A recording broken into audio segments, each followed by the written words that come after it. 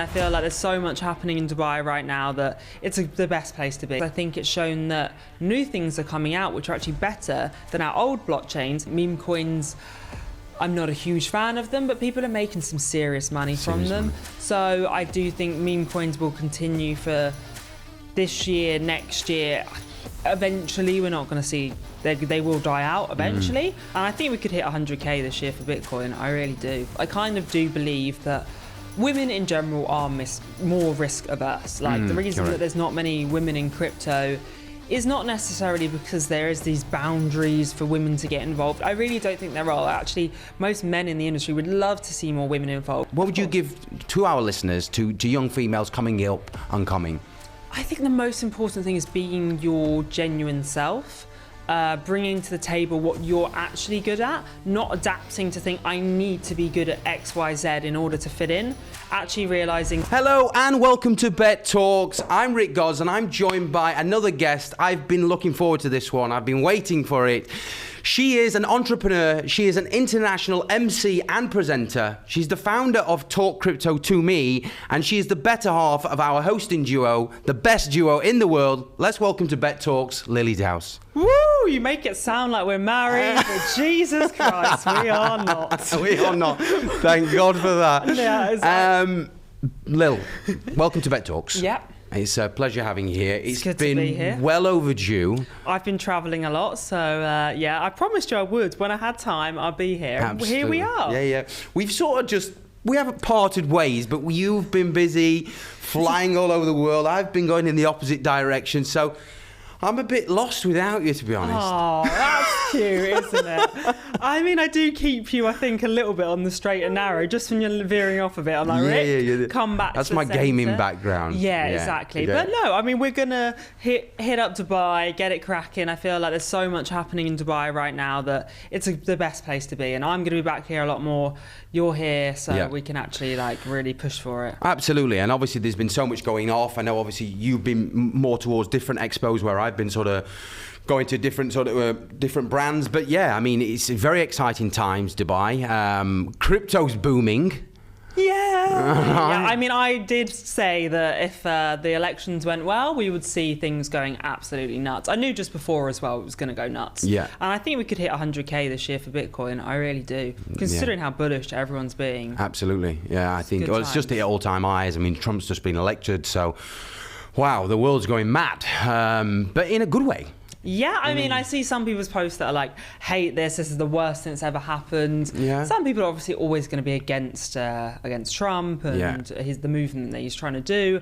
But, I mean, I watched his electoral speech and I think it's incredible what he's trying to do. It's all about the people, and that's the same as what Bitcoin is all about. It's about empowering the people, giving them their own custody of the assets that they have. Yeah. So I think actually what he's trying to do aligns so well with the crypto industry, and I do think that we're going to see some amazing things coming out of the US now. I think there's going to be a huge push of companies, conferences, everything. The world is going to be way more open for trade. Agreed.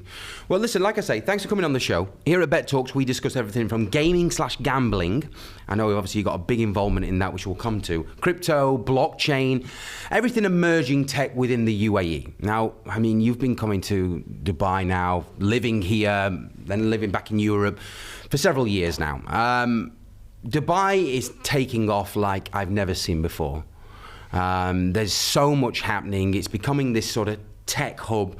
Where do you see Dubai in the next sort of 5 to 10 years? Gosh, I think it's crazy. Like, as you say, me being back in Europe, it blows my mind how many people say to me, I'm moving to Dubai, I'm moving my business, I'm moving my family over. It's just crazy. I think especially with, again, some of the things happening in Europe as well. And the US, serious problems. People have been having reasons to leave, and Dubai is just a great place to come to. For innovation as well, there really aren't many barriers. Like, if you want to innovate, here is the place to do it. They're going to help to regulate it in the best way possible. They're going to help to give you the best start as a company you can possibly have. All of these things, tax rate reasons. There's so many positive reasons to operate in the UAE, and I think people are really capitalizing on it and thinking, why am I missing out on this? Like, I can just move my business, especially if it's in the tech space. You can even get your visas now, 10-year visas for people that are golden visas, yeah. Exactly, for people that are really inspirational in the space.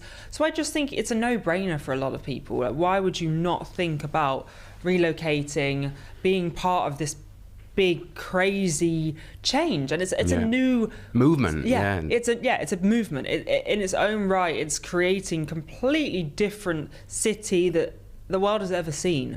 And like we complain about like things like traffic, and rather than sitting there and thinking, oh yeah, the traffic's awful, but we can't do anything, Dubai, like, you know what, why don't we bring in flying cars? Why don't we do this? It's incredible. There's no point where they're not thinking about how do we make things better? How do we change? How do we adapt? So I just think, even people I wouldn't even imagine moving to the UAE, and you know what I mean, like, there's certain people that are extremely indoorsy and don't really branch out into the world, are still moving to the UAE, like the real techie guys that you wouldn't necessarily think would be attracted to the glamour and the lifestyle of the UAE. But I think people are realizing as well, you don't have to have that lifestyle anymore. Not like, I think even our friends, like most people chill out a lot, they're doing more of the fitness things, the beach life. You don't really need to do all that side of Dubai. And I think that side, it's there for a lot of tourists, but if people living here, they can just create this amazing life, amazing connections, especially if you're moving somewhere where everyone else is moving. The opportunity's there. If you want to meet a VC fund, there's tons here. If you want to meet other startup founders, if you want to meet media companies, everything you need is here. Everything you need, I think when you've been here as long as we have as well, I mean, I'm coming up to my 6th year, right? You've sort of been there, done it all, right? You've been to every single party, you've been to every beach club, and eventually... Rick has as well. you want to sort of start, you make that life where you actually are having an enormous sort of nights and enjoying the sort of what Dubai offers, rather than that sort of that party sort of beach life. Although we say that, but there's so many events in our space. So many events that you try and live that chill life, but you still probably go to like 3 events a night. Minimum. Like every single night there's something on. I'm invited somewhere. So, I mean, I wouldn't knock it. It's great. The network is growing massively. The podcast, the channel is taking off, and my network is growing huge, which obviously what I wanted to come to, because obviously my network is mainly in the gaming side of things, which obviously gaming/gambling is coming to the UAE. Now, I know you've been doing a lot in the space. What's your thoughts on that? I think it's exciting. I think, again, the UAE doesn't want to be left behind, so they've realised that they have to adapt, but do it in the right way. So they're making sure that it's in an area which they can just completely renovate and change it and make it perfect for having gambling. But it also keeps it away from some of the Arabic culture that might be slightly against the gambling side of things. I think they've done it in the right way, where it's going to be there again for people that really want to utilise it, but it's not compromising on their culture or what they already have established, which I think is really important, because sometimes people wonder, how can you have a Muslim country and also have gambling? But it's also saying that just the UAE is open to everything and anything, as long as they're doing it in the way that they choose to do it. And then there's no issues behind it. There's no conflict of interest. It's just going to happen in the right way. You're going to have this amazing casino. It's going to be absolutely incredible, let's be honest. We know how well the UAE executes. Absolutely. Well, the Win now have officially been granted a gambling license, gaming license in Ras Al Khaimah. There's nothing saying that Abu Dhabi, Fujairah, Dubai is not going to be having casinos in the coming future, but there's nothing confirmed yet. They're saying it's going to be 4 times the size of the Win in Vegas. It's mental. And it's not taking long either. No, the actual gaming floor is apparently going to be 4 times the size of the Win in Vegas, and the Win in Vegas is huge. So there is actually that license that's been granted. I know you was out there last week. I was in Ras Al Khaimah. My second time in Ras Al Khaimah. And I was there as well. I was out on a car rally. I saw the development. I mean, it's still a shell at the moment. I think Ras Al Khaimah, I think that's why I generally think it's a great idea to do it somewhere which isn't overly established yet. I think it's a good way to kind of just see how the market goes as well. How do people actually enjoy having gambling within the UAE. I mean, I think it's going to be huge, and I don't think they need to trial it. Vegas has 40 million visitors a year. Yeah. The UAE has 17 million. Yeah. So they're missing out. Yeah. So if they add that, and I think when they make it more of a, like the Vegas style, where there's tons of casinos and it really is that amazing area, that will be when we see like the ultimately even more people coming. But even the starting with one casino, especially with that size of it, it's going to be crazy. And the infrastructure's again growing. That Ras Al Khaimah, I'm pretty sure they're going to be putting an airport there. You also have Sharjah Airport. People forget you can fly into Sharjah as well. Dubai, obviously, they're going to remodel the airport. You're going to have the new Dubai airport opening in, 10 years now as well? In Mar South, Yeah, so there's just so many different things. So I think what we see as being the UAE right now is going to be completely different 100%. than what we're going to see in 10 years when people are actually, there's going to be a lot more things like gambling. It's going to be way open to everything. But so I think if you're here right now creating businesses and being part of that movement, you really have a lot of opportunity. 100%. It's becoming this mega hub. Yeah, for everything. Absolute mega hub. One, for the fact that it really is so central in the world. Traveling from London this summer, God, it was brutal. Yeah. Because it's so far. Like, I had to go to Bali. Just a casual, 19, 20 hours to get to Bali because you have to stop in Dubai.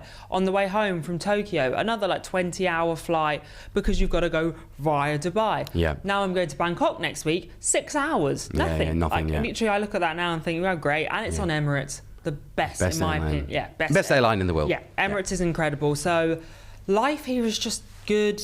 Simple within a way, but everything's convenient. Everything's convenient. And I mean, you're flying all over the world, same as me. I mean, when I leave, I just can't wait to come back. Yeah. It's so easy here. It's so easy in Dubai. Everything's accessible. Weather's great. You know what I mean? Service is just through the roof. There's so much perks to being in Dubai. You just don't want to leave anymore. No, and now you definitely won't even have to. If you're going to have gambling here as well, you've got everything you need. I have a friend visiting at the moment, and the list of what we possibly could do is just insane. We drove past the water parks today, and I was like, oh yeah, that's another thing we could have done, but we're not going to get to do. Yeah.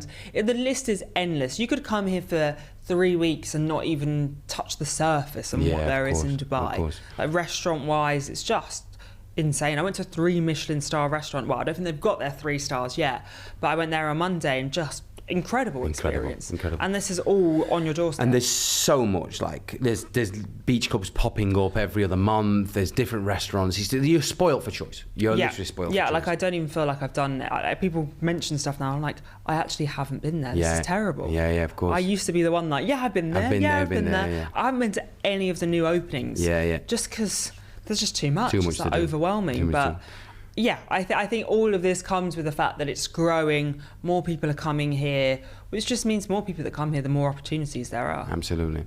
Okay, well, listen, enough on Dubai. Everyone knows it's an amazing mega hub that's happening, and there's so much movement.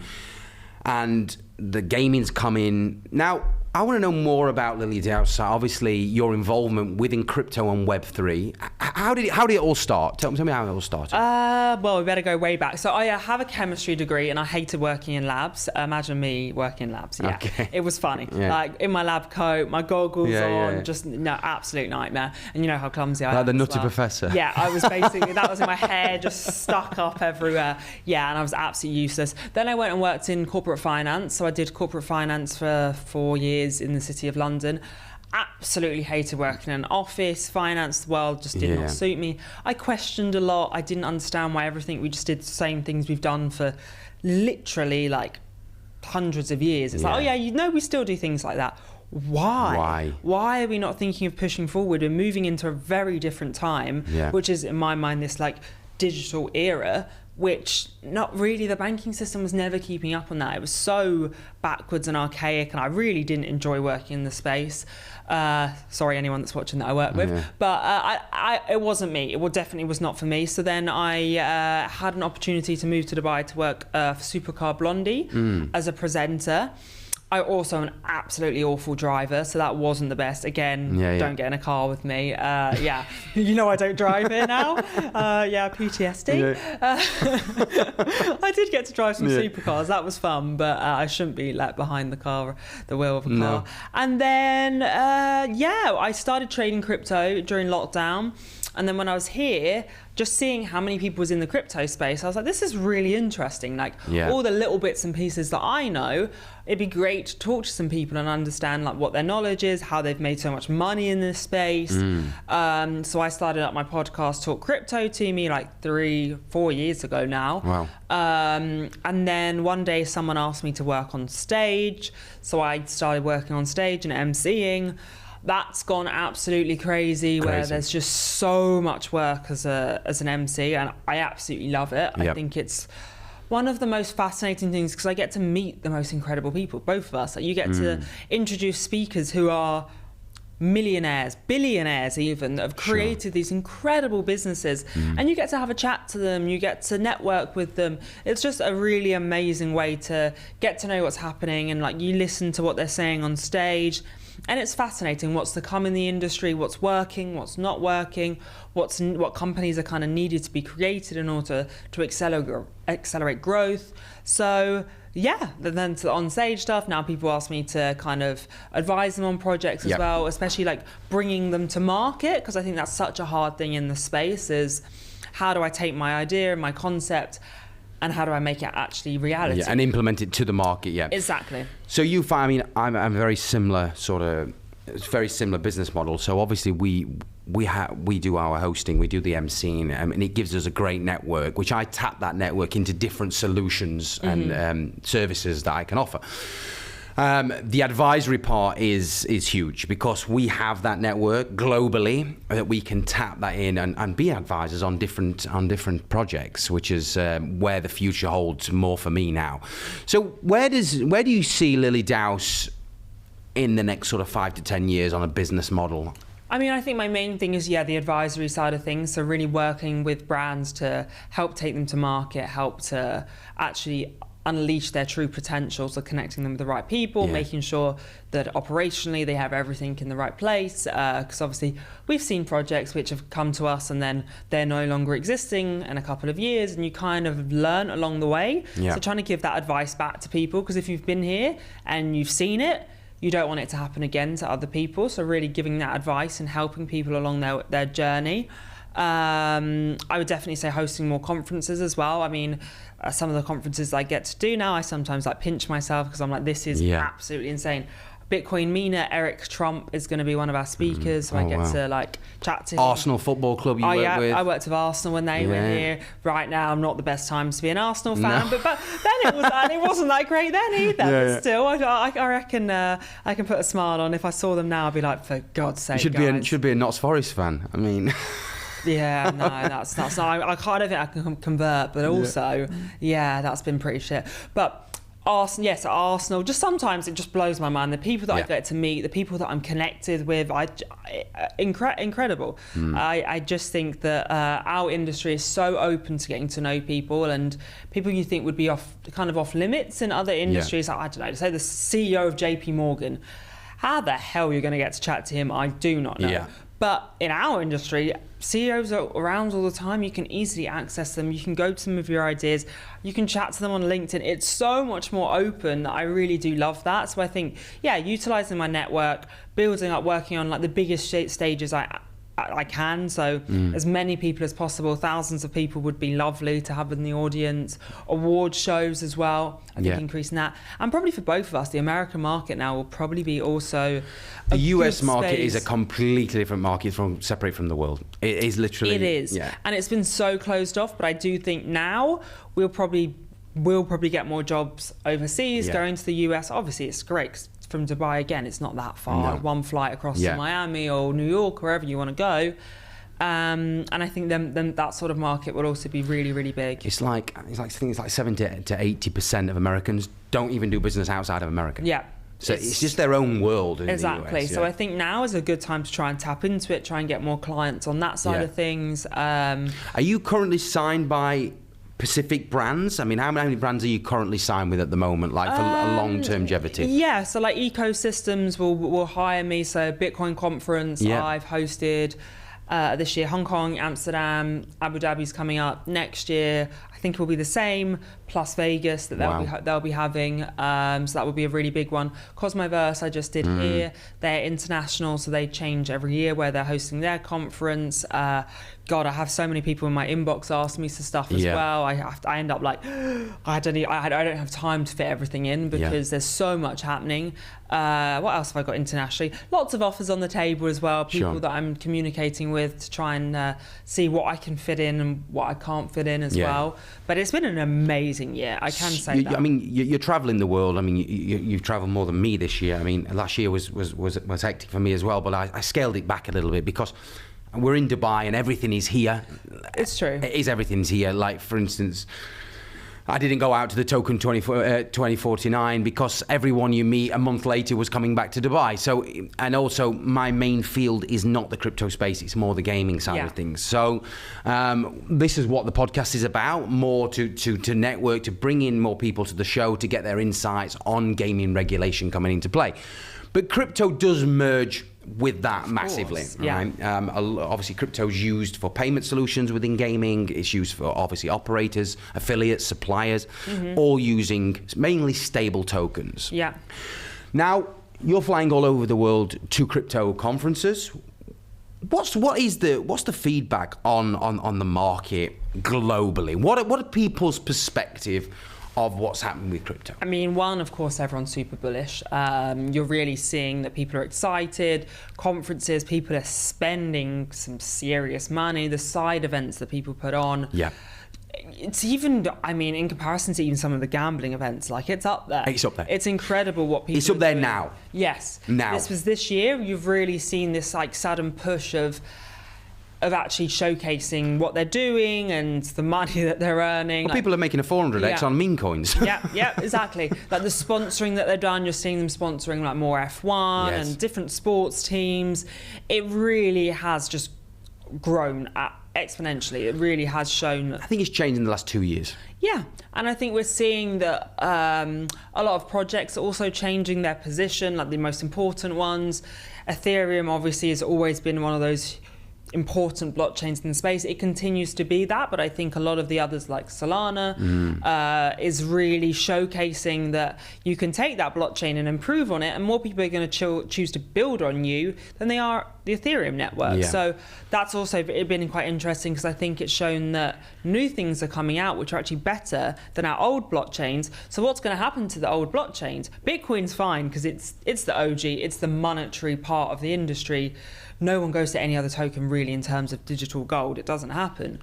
But Ethereum, there's all of this competition happening there, and I think they're all having to push harder, work harder, do more, and the meme coins as well, like Solana's been a big part of that. So yeah, I think seeing the shift of people transforming the utilities of blockchain, building on Bitcoin as well. I mean, a couple of years ago, Bitcoin maxis would not listen to you if you said, yeah, we're going to build on Bitcoin. Now they're like, hell yeah, let's build some layer 2s. Let's see if we can do some ordinals and runes. Let's see how we can shape this landscape slightly differently. Staking of Bitcoin, all of this stuff adds utility that it didn't quite utilize before. So I think we're seeing this shift in people really trying to push for change in the industry and be more open to trying different things, launching different things.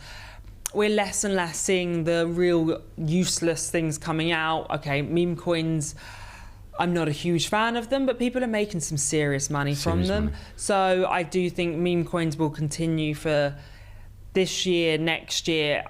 Eventually, we're not going to see, they will die out eventually.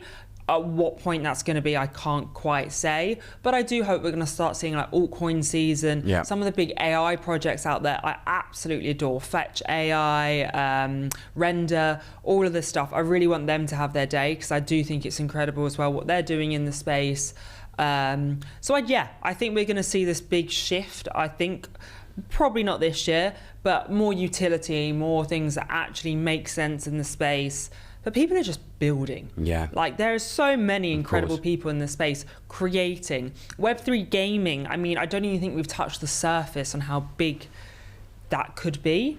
But it's just how people strategize as well. I think sometimes we forget as an industry that we can't just think that we're going to move into Web3 without even addressing a Web2 audience. Like, and there's hardly anyone in Web3 really. We talk about it. No one even bloody knows what it is. So let alone how are you going to onboard people? You've got to go back to Web2 and actually explain to them, how do they come into Web3? Why is it important? Why is this something they should be getting on board with? So I think we also have this big disconnect of like overcomplicating stuff, saying crazy words that make no sense to most people, like all of buzzwords. Yeah. Of course, yeah. Every time you walk into a crypto party, people, even like the word, what do people say about what's like normal finance, TradFi, traditional finance. But the amount of times when I say, oh yeah, I worked in traditional finance, and people are like, oh, TradFi, and it took me like, it's so I take a second to remember it, because I think, why do we need to shorten this? Why do you need to make this word that all straight away just stops people from continuing the conversation? Even if they're an intelligent person, they're still going to be like, what's TradFi? What's TradFi? So we really do need to break down the boundaries a lot and make things as simple as possible. Correct. Bridging and all of these things, like needing to have, I don't know, your Ethereum or Solana in order to send something with your gas fees. All of this is too much for people. People don't want to know. They don't need to want to buy something else. It all seems too complicated. I think we're going to see simplicity being the key thing in 2025. How do we make things that the end user has no idea that they're really going through all of these chains of processes? To get more mass adoption, you need to simplify. Exactly. Like people are just, people haven't got the time. And we say about in the industry, go educate yourself. People don't want to. No. Like, of course, I love the idea. And I want to shout and say to people, find out all these different terms, find out what they are. But ultimately, as human beings, we want it quick. Absolutely. We want it easy. We are not educating ourselves, so we just have to, under the fundamentals of it all, make things simple. Yeah, of course, agreed. Now, obviously, I mean, you're exceptionally knowledgeable in the market in such a short period of time, to be fair. How did you find yourself transitioning from that traditional finance into a decentralized market? I think just asking as many questions as possible, not being afraid to be the one that doesn't know the answers or has what's seen as the most ridiculous questions. I think it's a great thing. I think sitting there, especially again, we're on stage, and the amount of times I'm in the audience and I think, what is happening? Like, what is this about? And then just keep on like writing notes about it, looking up what did that person say, chatting to people in the space, the amount of like events that I go to and I have conversations about what's happening in the market, what people do in the space. I'm never going to be the most technical person in the room. I acknowledge that, and I don't expect to be, but I think it's good to bring the two mindsets together of traditional finance is very different, but most people don't even understand traditional finance. So how are we expecting people to understand decentralized finance when no one leaves school thinking, I know exactly how to do all these different things to make money, I know how to do my investments. No one knows anything. And to be honest, it always makes me laugh when people say, oh yeah, I'm an expert in crypto. All right, okay. Well, the industry's only been around, 15 years? Good luck. I mean, so there's no real experts in it. There's people that's done well. And that they give their feedback, they give their explanation on what they have done, and people have done exceptionally well. But that also comes with a little bit of luck as well. All right. Of course, and there isn't. I always think that like there's so many parts of the industry. So as you can say, like the gaming side of things, you have NFTs, and maybe not as relevant anymore. But I do think smart contracts are not going to be another big thing next year. We have all these different parts of the industry, the staking side of things, DeFi. It's a lot. So you can't be an expert on everything. You generally can't. And for us, we have to know about all of this different parts of this incredible ecosystem. So you can't know every single detail. We're not degens that sit here and just chuck some money in. That's not exactly what we do either. So like we're kind of in everything. Like people say to me, oh yeah, you must be a big degen because you just see all these projects. And I'm like, actually, I sometimes take quite calculated risks because I come from a TradFi background. So like, I'm not always as open to chuck my money as some other people. But you've just got to acknowledge that all of these different people exist in the space, and how you treat them, how you talk to them. Everyone It's just there. You can literally be any person and be in this industry. You will find your path and make it work for you. If you're someone that's in marketing and you have no knowledge in crypto, it doesn't mean that you can't share your expertise from whatever industry you came from before, and that can't make sense in crypto. Correct. So I think we have to acknowledge as an industry as well, like people that are coming in, if they don't know anything, there's nothing wrong in that. There's nothing wrong in that. And we need to be very much encompassing them and saying, what can you bring to the space? What's your part? And how does your background merge with sort of this decentralized world? Exactly, like the gambling side of things as well. I'm sure there's probably a lot that we could actually learn from the gambling industry. Framework of and structure of a sort of legislations framework especially coming into the UAE. Obviously, I mean, crypto is used massively though in gaming and gambling, massively now as payment transactions.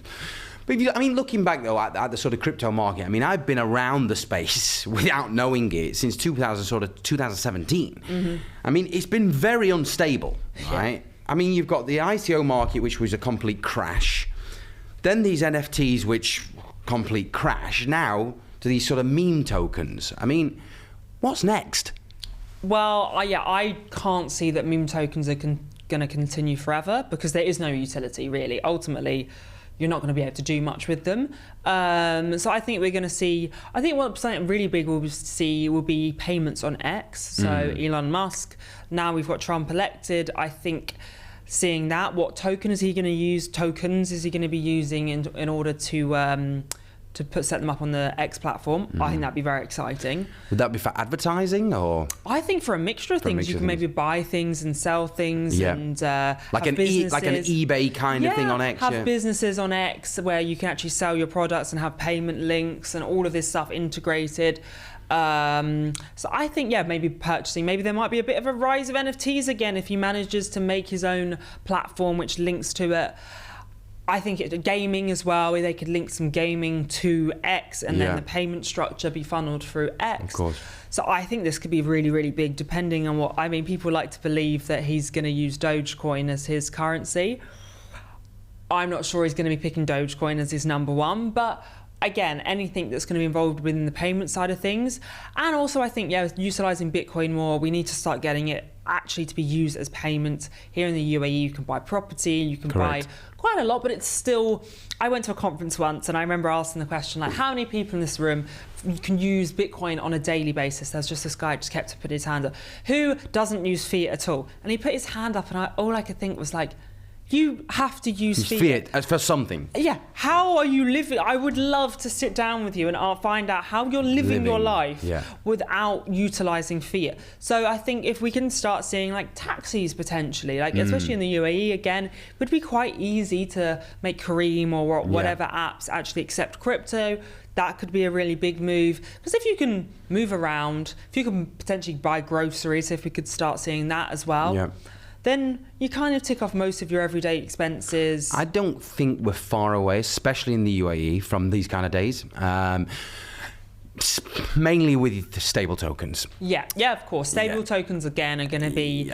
I've been hearing about some amazing things happening in the stable token world. Potentially some new stable tokens coming out onto the market as well, which will be exciting.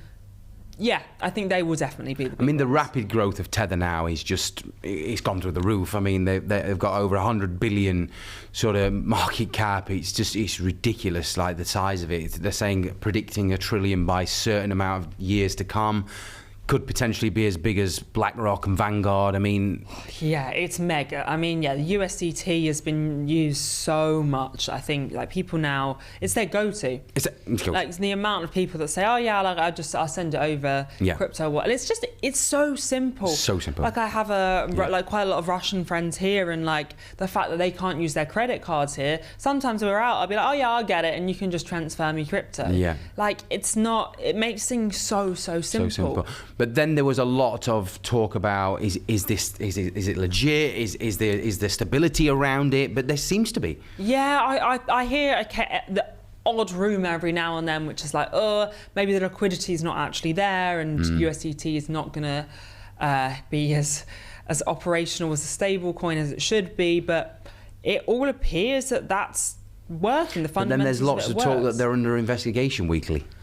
But I mean, we just had CZ come out of jail and be celebrated on stage at the Binance Blockchain Week. So like, does jail mean anything anymore? It's more of a question that I put out there, because I'm still on the fence whether I think we should be celebrating anyone that goes to jail. The media was there was over $4 billion in money laundering.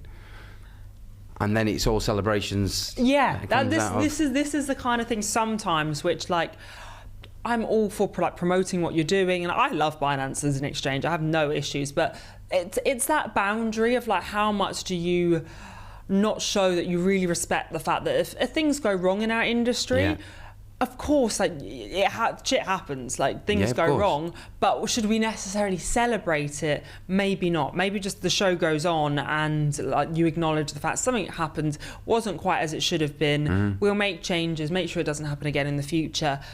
But like to harp on about it and make like publicity out of it, I don't love it. Like I do that part of the industry sometimes, it's just it's frustrating, because there's all these incredible people creating amazing things, and then the main news story is just, CZ's out of jail. He's out of jail. Okay, great. That's all okay then. Yeah, exactly. Yeah, he's out of prison, so let's forget about everything else. And no, he didn't do anything else wrong. No, definitely not. Anyway, I mean, listen, they are the biggest exchange in the world. What the volumes that they're doing is on another level. And crypto obviously is going through the roof. And now obviously Trump is in power. Obviously the future is extremely bright. Yeah. So long may it last. And like I say, I mean, they don't need luck. I mean, it's already performing on a massive scale. Yeah, I mean, I do always worry as well about between centralized exchanges and decentralized exchanges. And of course, the easiest thing is to have your money on a centralized exchange, the likes of Binance, OKX, and they're all great. They're great for the end user, but it does move away from decentralization. And I always say, like, trade-offs, I believe, happens in life. Life is about trade-offs, but how much as an industry are willing to sacrifice decentralization to allow things to be super easy? Or can we still have the decentralized framework but still allow things to be simple? Like, do we need to have this overarching centralization, which is basically like having a bank? And I didn't like working in banks, so no. I would like the industry to start showcasing that decentralization is still something that they're really eager to continue with, and that we're not losing that by just having all of these big centralized exchanges. I think just sort of moving away from the exchange side of things, I mean, just sort of focusing on meme coins for a moment. I mean, I'm always on about traditional business. Now, you want to see some framework, you want to see the team, you want to see some usability. If you're going to invest in something, right, in day-to-day living. Yeah. So you're going to invest your money into some sustainable business with a team that has a credibility of X, and that they're going to be using this token for something. Well, then meme tokens have absolutely none of that. No. I mean, you can know the teams. I mean, would you put your money in dog with hat? I'm not a big fan. I've bought a couple of meme coins over the time, just because I've met some founders or been at a conference and been out for some drinks with someone. They're like, yeah, get on board. This is a great idea. Yeah. But I don't believe in it. I really struggle with the concept that, there is nothing behind it. We're not going to use it as a currency.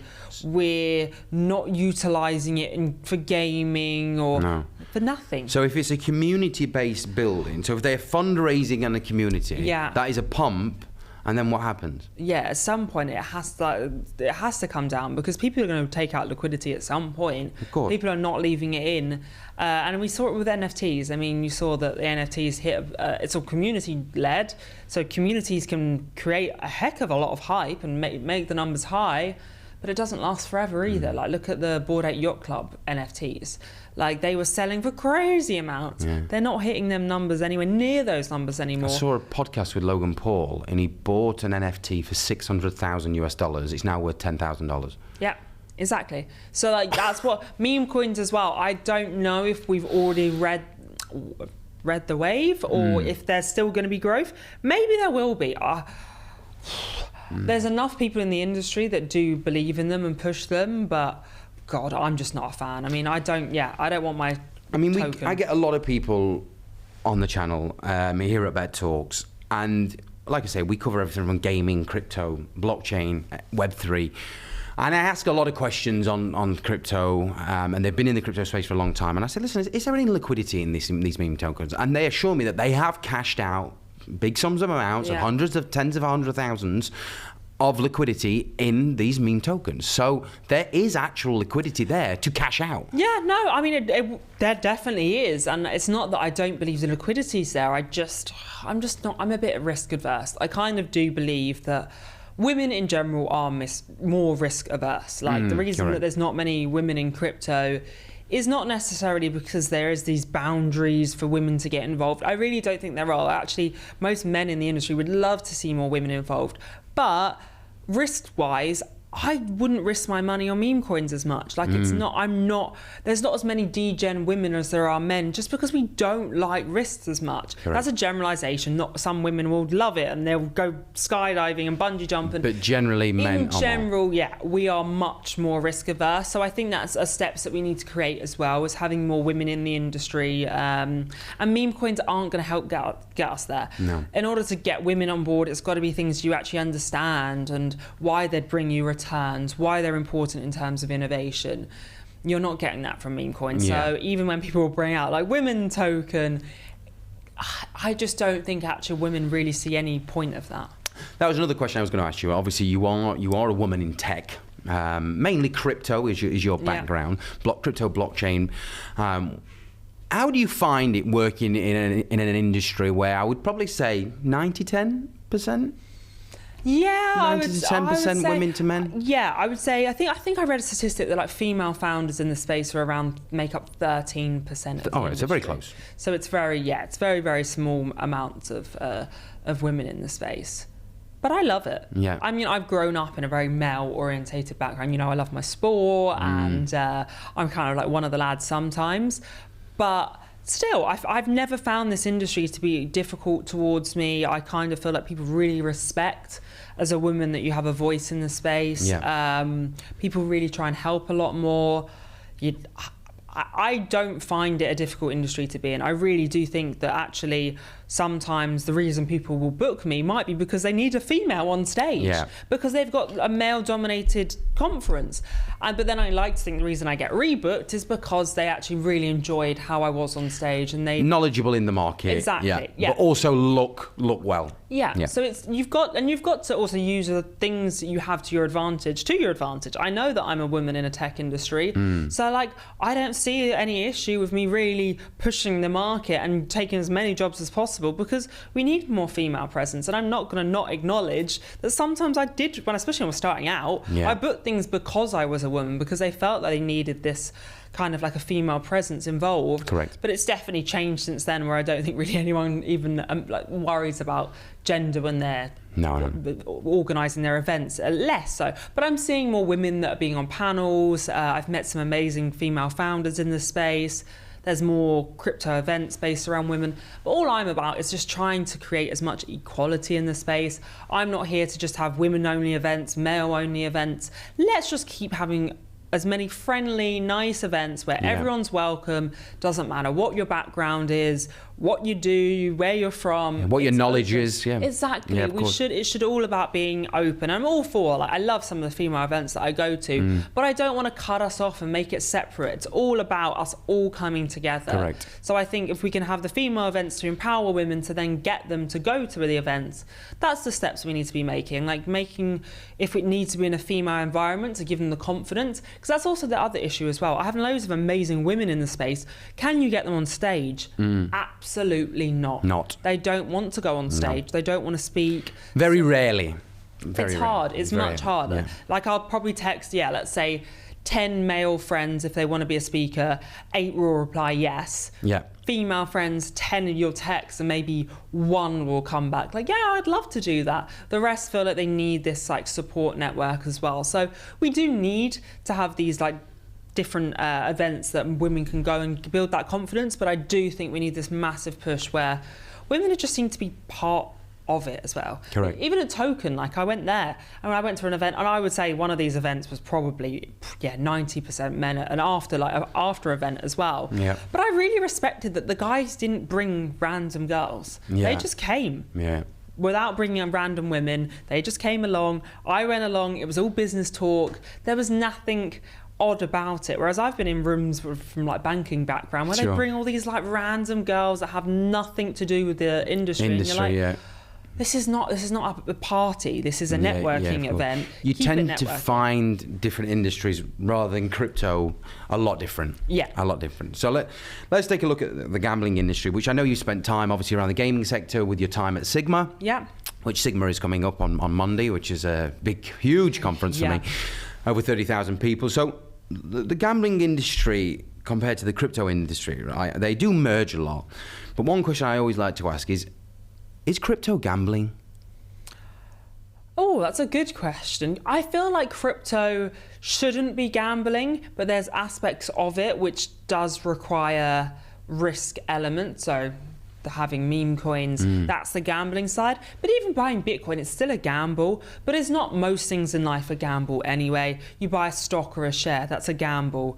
I don't know, anything you buy. I buy a handbag, which I think might go up in price, and it doesn't. Yeah. It's a gamble. So there's always risk elements to anything. Anything you're buying as technically an investment. Or an asset. Any asset. You could buy a house. It is still a gamble. Like, it's not a set you're going to get returned. Something might happen. It might, I don't know, flood or anything could happen. Or the area, that particular area could drop in price. You have absolutely no idea what's going to happen. So life is a gamble. Waking up every morning is kind of a gamble because you just don't know what's going to happen. Correct. So I don't think you could say that crypto is any more or less of a gamble than other industries out there. But yeah, I just think life is one big gamble, really. Great answer. One thing I want to ask you, just before we wrap things up, it's been great having you here, extremely knowledgeable, and I think it's great. What advice would you give to females coming into crypto, Web3, blockchain?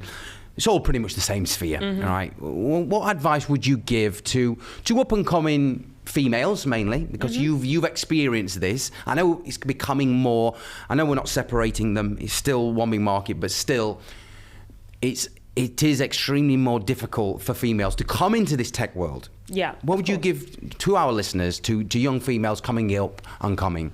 I think the most important thing is being your genuine self, bringing to the table what you're actually good at, not adapting to think I need to be good at X, Y, Z in order to fit in. Actually realizing the things that you bring to the table can be important, and that people will listen. If you learn enough and you go on this journey, people then respect you and listen to you. It's not going to be down to your gender, whether or not you're hired.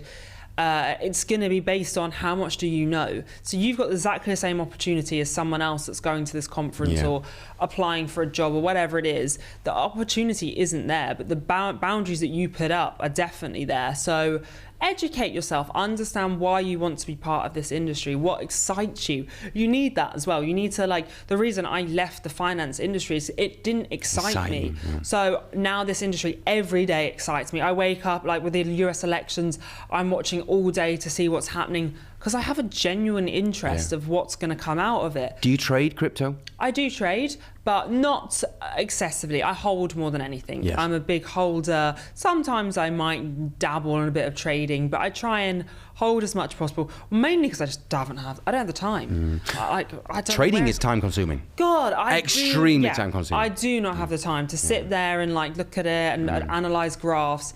It's a lot of work, so I just in general more just believe in the industry. I like getting involved in tokens that I've met a founder and I think, damn, that's a great idea. But also I'll hear about projects and I don't particularly like them. Doesn't mean that they're a bad project either. So I think everyone keep up your own opinions as well. Don't go along with what everyone else says. If someone's talking about tokenizing real world assets and there's part of that you don't agree with, there's nothing wrong with saying, this to me doesn't make sense. I don't get why people would need this. And it's them types of questions that the founders need, because they need to actually say, well, this is why we're doing it. This is why it's going to be beneficial. And if you still don't agree with it, don't buy into it. Don't be there for the project and try and explain to them what they're doing wrong. So it really is just be your authentic self, have an opinion. Don't feel like you have to sit on the fence until you really, really know everything. have an opinion, state why it is that you feel that way, and yeah, just hold your own. Like, just go into the room, enjoy it. It's the most incredible industry. The guys that I meet all the time are amazing. So just enjoy it. Enjoy being in their company. Enjoy getting to go to these amazing events. They're living this incredible lifestyle. It's amazing. You're going to get to travel the world if you're in that kind of part of the sector as well. There's so much that you can take advantage of. It's incredible. You'll see different cultures, how they utilize blockchain in different ways. In Hong Kong, it's way more important to talk about ETFs than it is in Japan, because they still haven't onboarded. All these different things are just, it's mind-blowing, and I love it. So you love it, embrace it, and be yourself. Yeah, fantastic answer. Great having you on the show. Thank you very much. It's great to be back in Dubai. Absolutely. Thank you for coming here at BetTalks. I think it's been very, very knowledgeable in such a quite a short period of time that you've been in the space. I think there's some great topics that we covered there, and I've really enjoyed our time together. Yeah, I know. Right. I mean, you're going to be stuck seeing me a lot more, so you better get used to it. I don't know if that's a good thing or a bad thing. I want to enjoy it. Bad for you. Listen, Lily, always a pleasure. Thank you to everyone watching at home, and stay tuned. Thank you. Thank you. Cheers. Woo!